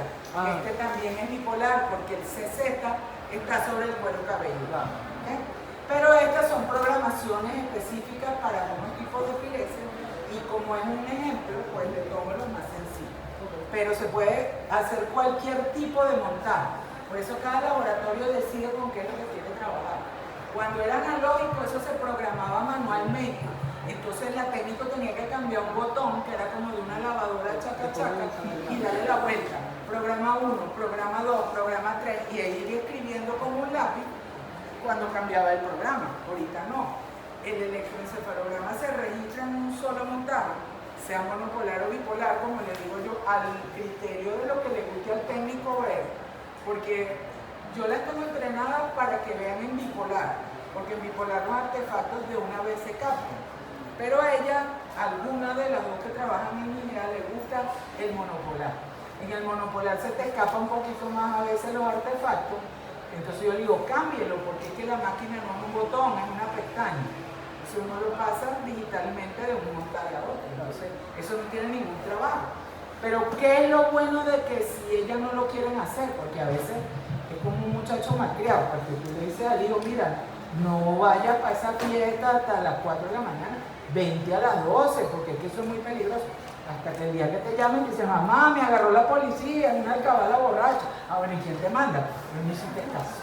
Así también son las técnicas. Yo digo, graben bipolar. Hay días que amanecen enjuiciados y graban en monopolar. Pero no me importa porque cuando yo voy a revisar, yo cambio mi montaje y lo pongo en bipolar como a mí me gusta. Entonces, el digital tiene esa ventaja.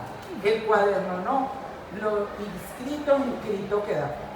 Entonces, por eso, gracias a Dios, ya no es así.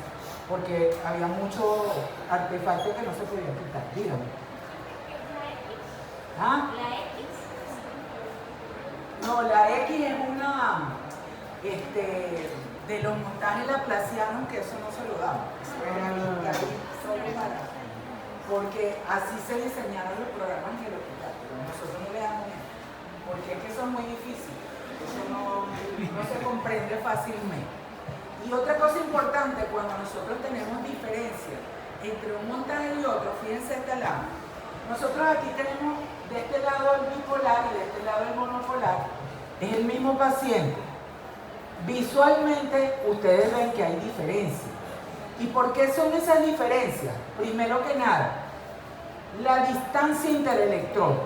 Si estamos hablando de monopolar, la distancia entre el electrodo del cuero cabelludo y la oreja es más grande que la de los dos electrodos colocados en superficie. Si yo tengo F3 aquí y tengo ese 3 aquí, la distancia entre ellos dos es menor. Ay, se fue.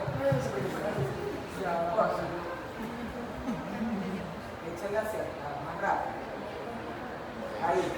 Ajá. La distancia entre los electrodos en el bipolar es menor. Entonces, el tamaño, la altura, la amplitud, el voltaje, cualquiera de los 4 sinónimos de la onda, va a ser más evidente, más grande en el monopolar, porque la distancia entre ambos electrodos colocados es mayor.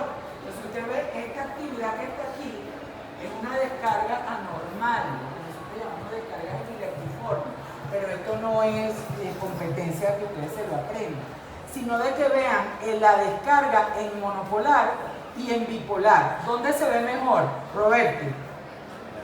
En la monopolar, porque en la monopolar se ve de mayor altura. Ahí la veo más grande, más bonita.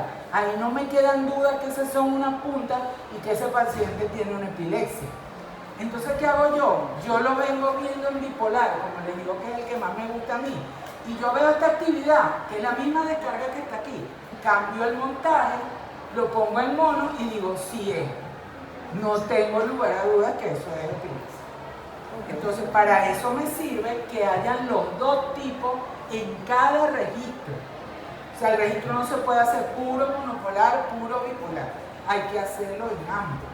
Pero el registro digital tiene la ventaja que donde quiera que tú lo hagas, cuando lo vas a revisar, lo puedes cambiar. Okay. De hecho, las funciones que trae el electroencefalograma digital son tan versátiles que tú tienes hasta una tecla donde puedes ver el electro moviéndose, como si tú lo estuvieras haciendo. O sea, como si yo estuviera en el laboratorio.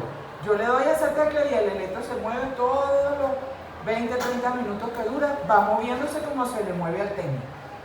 Lo puedo ver estático o lo puedo ver dinámico, porque todas esas son herramientas que traen los software actuales, que es muchísimo mejor de lo que eran esos cuadernos con los que yo comencé mi ABC de electro, pero que no me arrepiento, porque la enseñanza que yo tuve de electroencefalografía en el hospital, la profesora que nos daba electro era una profesora que era una señora de la tercera edad, que habían solamente 3 profesoras de electro en Venezuela, una en Caracas, una en Valencia y una en Barquisimeto.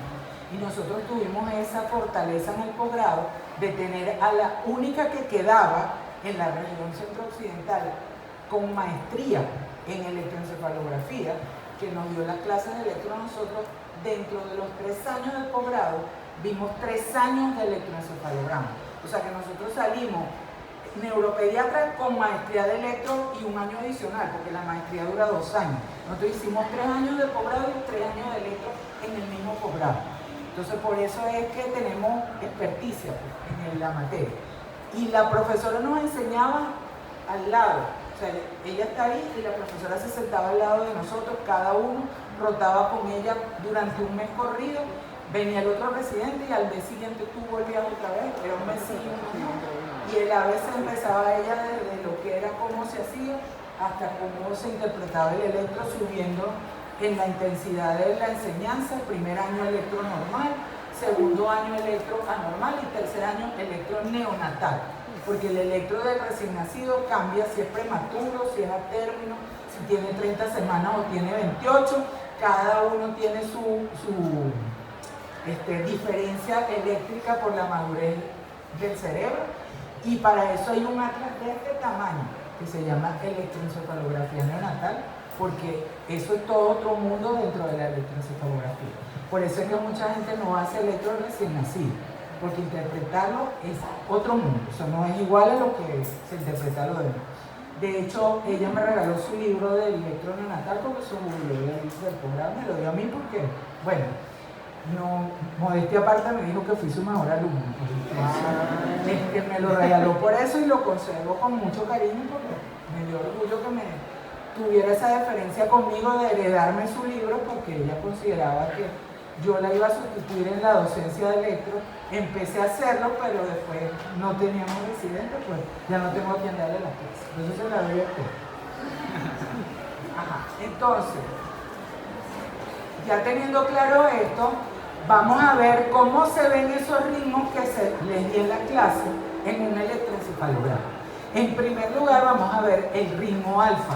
Dijimos que el ritmo alfa es el ritmo de vigilia en reposo, con los párpados ocluidos, o sea, no puede estar así mirándome a mí, tiene que tener los párpados ocluidos y se va a ver mejor en las regiones de los cuadrantes posteriores.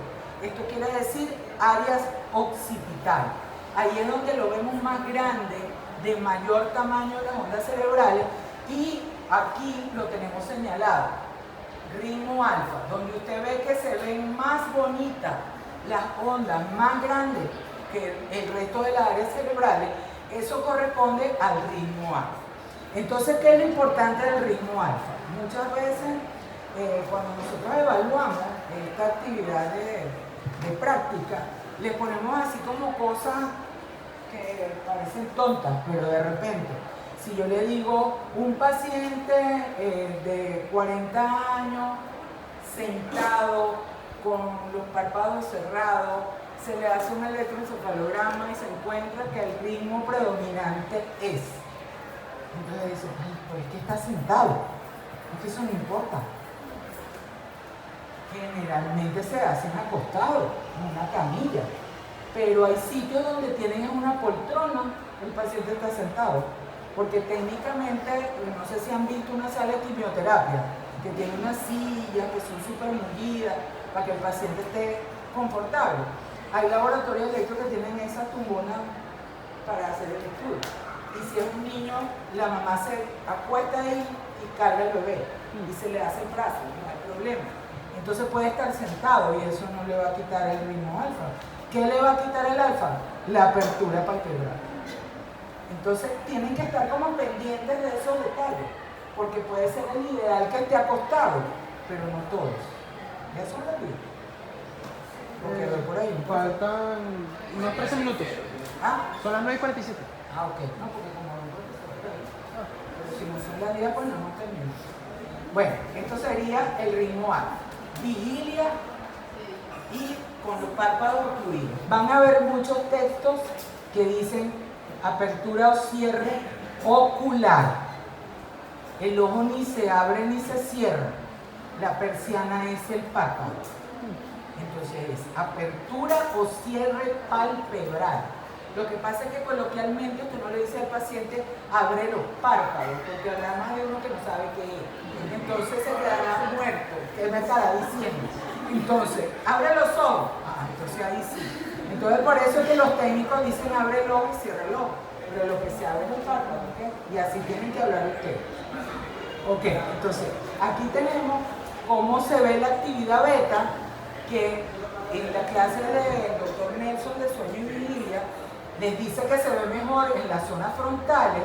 Esta es, fíjense cómo cambia, es de voltaje menor, se ve más chiquita y mucho más rápida, porque está por encima de los 13 Hz. Ella puede llegar a 30, pero ya hay textos que dicen que 35, 45 si está bajo efecto medicamentoso, como preguntó el bachiller. Hay medicamentos que te incrementan eso a un rango superior a 30 y sigue siendo actividad beta, pero de origen medicamentoso. ¿Okay? Luego tenemos el sueño en la fase 1, donde aquí las ondas predominantes van a ser la teta con TH, ¿ok? No de mama, sino en la letra griega. Y aquí vamos a tener entonces entremezclado, y disculpen, entremezclado con el alfa, que queda todavía recto. Caramba, ya va, aquí. Quedan todavía restos de alfa, porque el paciente está somnoliento, pasando a fase 1, ya va. Y entonces aquí vemos la actividad propia de la fase 1 de sueño, donde la actividad teta se entremezcla con el alfa. Ahí dice, la doctora es bruja y sabe que se está durmiendo. No, es que hay todavía restos de alfa. Si hay restos de alfa, el paciente está entrando a la fase 1 de sueño.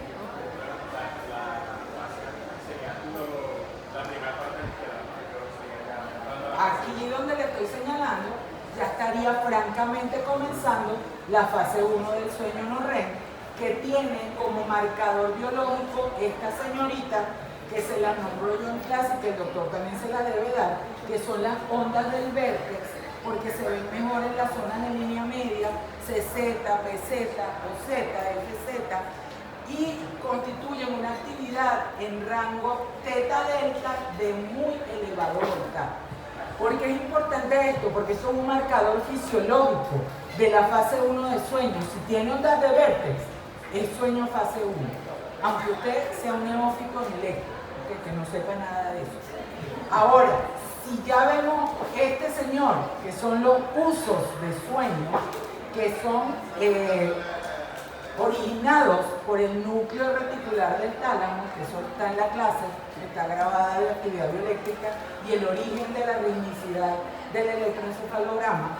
Aquí tenemos los usos de sueño, que son el marcador fisiológico de la fase 2 del sueño no REM. Díganme.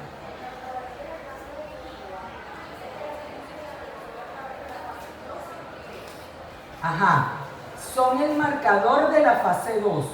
En la fase 3, usted cuando está empezando la fase 3, ve sustitución de la actividad teta por un predominio del rango delta, porque el rango delta es predominante en fases 3 y 4 de sueño no REM, ¿ok? Entonces, en este caso, el uso aparece en la fase 2. Si yo tengo un paciente en sueño, empieza y veo ondas de vértex, está en fase 1. Progresa el sueño, veo uso de sueño, fase 2. Va a la 3 y empiezo a ver restos de uso de sueño. Pero hay pacientes que no, profundizan de una vez y tú no le ves en fase 3 nada. Pueden estar presentes, pero son el marcador de la 2. De la 1, la onda de vértex, y de la 2, el uso del sueño. También hay otro que se llama complejo K, que es de la fase 2 y es una mezcla entre onda de vértex y uso.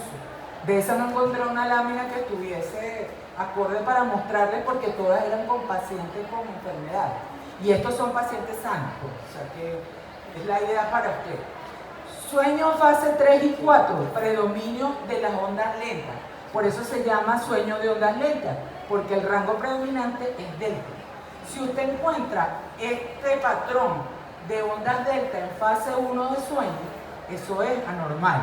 Entonces usted dirá que ese es un electro anormal, lento, difuso, de grado moderado a severo. ¿Por qué?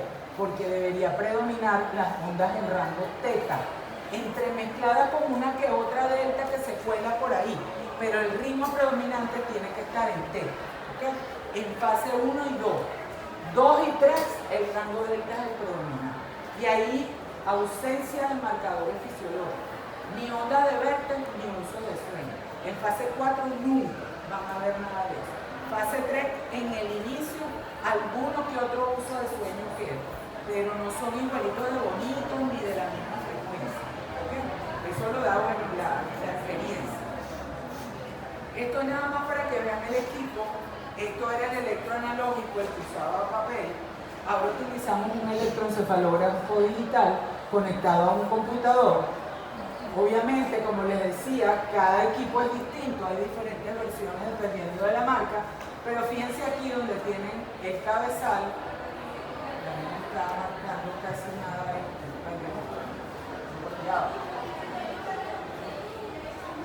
Bueno, aquí está mejor, aquí se ve más grande. El cabezal, fíjense que tiene la cabeza que les decía, y ahí en cada huequito se coloca el pin que une el electrodo al equipo. ¿Okay? Se dan algunos métodos de activación, donde está la reacción de bloqueo, que es la apertura y cierre palpebral, estímulo que se hace en la vigilia, obviamente. El paciente está despierto, pero con los párpados cerrados, se le manda a abrir el párpado y se ve que el alfa desaparece. Tienen una imagen muy bonita en la clase que está en Ceuta de la reacción de bloqueo. Eso es normal. La hiperventilación pulmonar, que se pone el paciente a respirar por la boca durante 3, 4 o 5 minutos, dependiendo de lo que uno esté buscando, se pone a jadear, o sea, como si fuera un perrito, a respirar por la boca. Por eso es que debe desayunar, porque si usted le da ese estímulo al paciente en ayuno, le cae desmayado. ¿Okay? Esto se da para activar un elemento gráfico patológico que son las crisis de ausencia, que aparecen en la hiperventilación. La estimulación luminosa intermitente, estímulos auditivos y estímulos táctiles, que es como frotar la piel, auditivo darle palmada. ¿Por qué? Porque hay epilepsias que son provocadas. Epilepsias audiógenas, paciente que pasa un avión y le da un ataque epiléptico, paciente que tú lo estás bañando y le da una crisis epiléptica, se llama epilepsia por frotamiento. Y la estimulación luminosa, que es la ELI, que es la que vamos a ver aquí en esta foto, es una lámpara con luz estroboscópica que da destellos en frecuencias que van de 3 en 3, múltiplos de 3, 6, 9 y así sucesivamente hasta llegar a 15 por segundo, y eso va a desencadenar lo que se llaman crisis fotosensibles, lo que convulsiona con los videojuegos, con que van al cine, van a una discoteca con la pelota que ponían antes con John Travolta que daba vueltas, y todo eso le desencadenaba crisis epiléptica. Entonces, eso es importante, dar el estímulo en vigilia y sueño. Eso se da en los dos estadios. El HVP solo se da en vigilia, así que tiene que estar despierto para respirar por la boca. ¿Okay? Esto ya lo tienen en la clase, simplemente para que se recuerden la frecuencia de cada grupo de onda. Ya saben que alfa es de 8 a 13, teta de 4 a 7, beta mayor de 13, delta menor de 4. Así de sencillo. ¿Okay? Que no se redondea. Y las características que vimos en cada una de las láminas de los marcadores de cada uno de los estadios de sueño. Para finalizar, les digo algo importante, que vamos nosotros a ver en un electro: la frecuencia, el voltaje, el ritmo de base, y vamos a evaluar unas constantes donde lo más importante es la sensibilidad. Y esto se lo tienen que aprender de memoria porque es una constante. 7 microvoltios de actividad bioeléctrica cerebral equivalen a 1 milímetro de altura de la onda en el papel o en la computadora. Entonces, 7 microvoltios, 1 milímetro. Yo le digo, una onda de 70 microvoltios, ¿qué altura alcanza en el electroencefalograma? Regla de 3 simple. Ajá, entonces, ¿qué altura alcanza la onda? Si 7 microvoltios, 1 milímetro, una onda de 70 microvoltios. Entonces, Es una constante, como constante se la aprenden y sacan la cuenta dependiendo de si le dan la onda en milímetro o en microvolt, porque pueden darse las dos situaciones. ¿Ok? Eso es pregunta obligatoria, así que se la estudia. ¿Y para qué sirve el electro? Para diagnosticar epilepsia, como le dije, fundamentalmente. Cefalea, dolores de cabeza de todos los tipos, los traumatismos craneoencefálicos, los trastornos psiquiátricos, los problemas de sueño como tal, el insomnio, la hipersomnia, las parasomnias, el sonambulismo y todos los trastornos del sueño, las alteraciones del estado de conciencia, obviamente pacientes de estupor hasta coma profundo, se puede hacer el electroencefalograma y como último lo que les había comentado, la confirmación de la muerte cerebral. Se deben hacer electroencefalogramas seriados en el paciente donde hay silencio electroencefalográfico. Eso quiere decir que no se registra ningún tipo de actividad bioeléctrica en el gráfico, se repite a las 24, 48 horas y si se mantiene en silencio eléctrico, el paciente es candidato a donar los órganos porque ya el cerebro falleció. Entonces, invariablemente el cuerpo también va a morir. Hay otras técnicas que son el videoelectroencefalograma. Se graba el paciente, se hospitaliza 24, 48, 72 horas con el electro pegado, como se dice, va al baño, come, hace todo lo que tiene que hacer en el laboratorio y se graba. Esto es cuando hay duda si el paciente es epiléptico o no. Lo que se llama pseudocrisis, que antes se llamaba histeria, crisis de conversión, neurosis conversiva, se llama técnicamente pseudocrisis. Parecen crisis, pero no son. Le da el ataque y el electro no registra actividad epiléptica, está pidiendo. Entonces es un trastorno psiquiátrico. Entonces el video se usa para eso y también para la cirugía de epilepsia cuando se quiere localizar los focos epileptógenos. El Holter electroencefalográfico es un equipo que se lleva para la casa y se graba también con el Holter del día. No lo hay en Venezuela. Y bueno, estas es todas las variantes que se pueden hacer en niños, en adultos, con la mamá, sin la mamá, o sea, todos los pacientes comiendo, como les decía, videoelectro. Y ese es el mundo a grandes rasgos del electroencefalograma. No, obviamente ese no es de aquí, ese es de Estados Unidos. Bueno, hasta aquí llegamos.